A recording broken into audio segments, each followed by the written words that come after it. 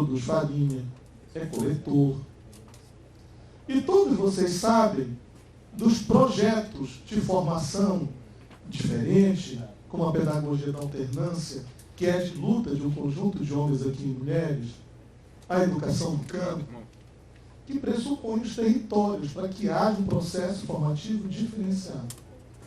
Destruir, portanto, as condições de existência das pessoas é impedir processos formativos integrados, que favorecem o fortalecimento de direitos, de sujeitos, de identidade. Então, essa é uma primeira tese que eu quero apresentar de todas essas 24 páginas. Segunda questão que eu queria colocar. Esses grandes projetos são horríveis. Há um amigo meu que escreveu um livro chamado Pedral, Canal do Inferno. A nossa tradição judaica cristã mostra que inferno não presta. Então, quando ele coloca o título Pedral, Canal do Inferno, ele está dizendo que esse projeto, não é o Pedral do Lourenço que não presta, é o projeto que não presta, que não vale nada. Então, esse projeto, ele trabalha com algumas coisas que são intensamente, doutor Chadi, sedutoras, né?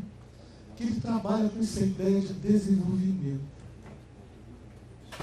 Ele trabalha com uma ideia de desenvolvimento que é a coisa mais absurda. É mais fake news do que todos os tempos. O que eu estou dizendo ainda é que nas análises faltam elementos que mostrem e que evidenciem que esses territórios, como o Baião, que salvo o melhor juízo, deve ter 13 comunidades quilombolas ou mais, muito mais.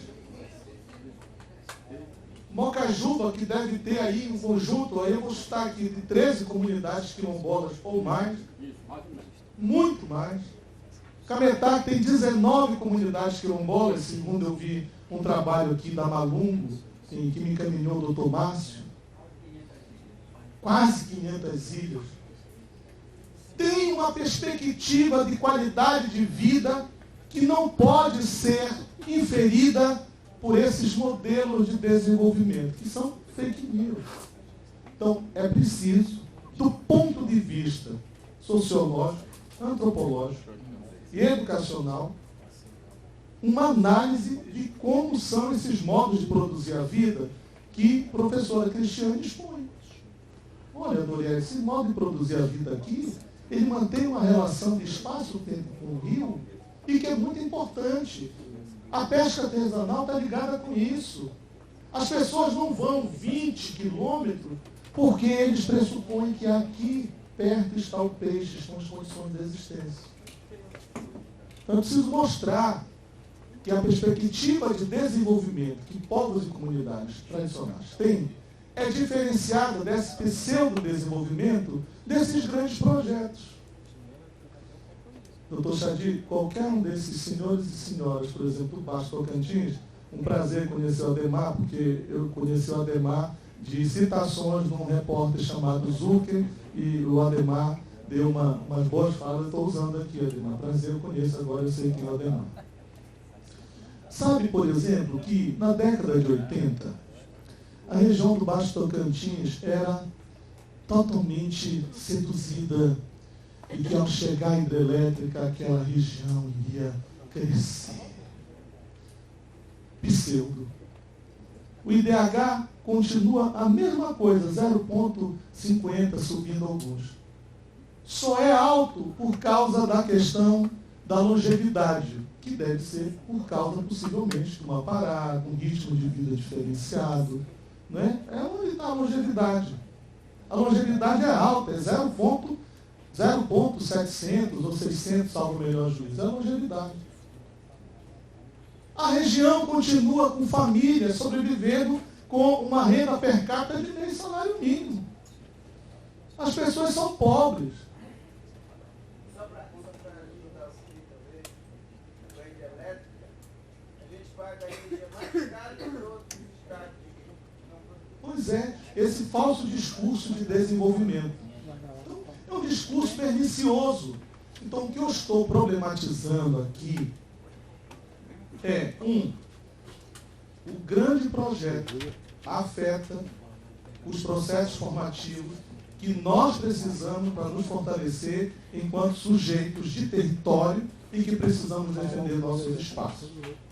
Segundo, que é preciso pesquisas e análises que mostrem que a região ela é pobre, mas que tem modos de organizar a vida que não são inferiores a outros modos de organizar a vida.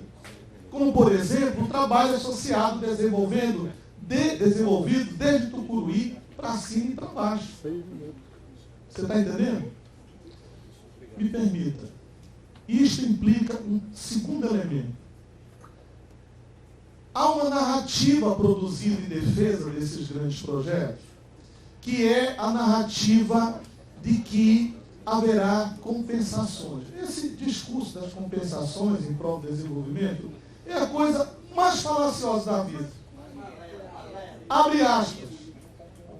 Os impactos são ad infinitos e as compensações são finitas. Os impactos são ad infinitos e as compensações são finitas. É preciso colocar isso em contraposição a esses grandes projetos. Por exemplo, eu tive a felicidade de ir no Rio Madeira em 2019, antes da pandemia. Eu visitei, salvo melhor juízo, Nova Lima. O Rio Madeira está aqui. Nova Lima está bem aqui. A água encheu, fruto de N ações, e os moradores colocam, inclusive, a questão da construção lá das hidrelétricas. Subiu, e as pessoas tiveram que sair dali. Um conjunto de ribeirinhos foi colocado em áreas de antigas fazendas, em que os pés de laranja nascem e rapidamente apodrecem por causa da grande quantidade de veneno no solo. O índice de câncer colocado por alguns trabalhadores é imenso. E eles foram realocados. São ribeirinhos de experiência, porque os seus territórios lhe foram retirados. Vivem em umas condições degradantes de existência. As compensações finalizaram. O sofrimento ficou ad eterno. A região do Baixo Tocantins constrói umas ruas pavimentadas, umas escolas na zona ribeirinha, uns postos de água de vez em quando, uns postos de saúde de vez em quando, e depois não tem dinheiro para garantir esses espaços. Então, obrigado. O que eu estou dizendo, então, que é pseudo-discurso de desenvolvimento e o processo de mitigação é terrível. Do que é que eu estou dizendo disso, né? A partir desse texto? É que esses grandes projetos afetam as condições de produzir a vida nas nossas regiões. Eles são sedutores.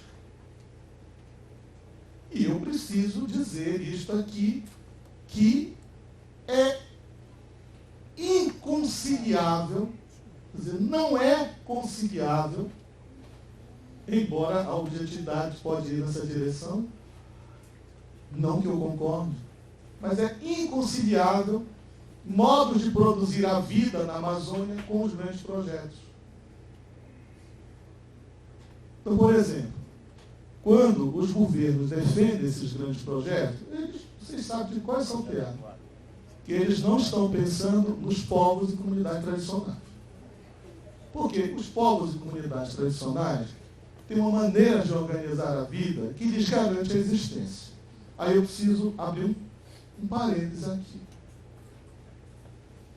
Escolas devem existir, e os senhores sabem, as senhoras sabem, independente desses grandes projetos. Hospitais devem existir, independente desses grandes projetos.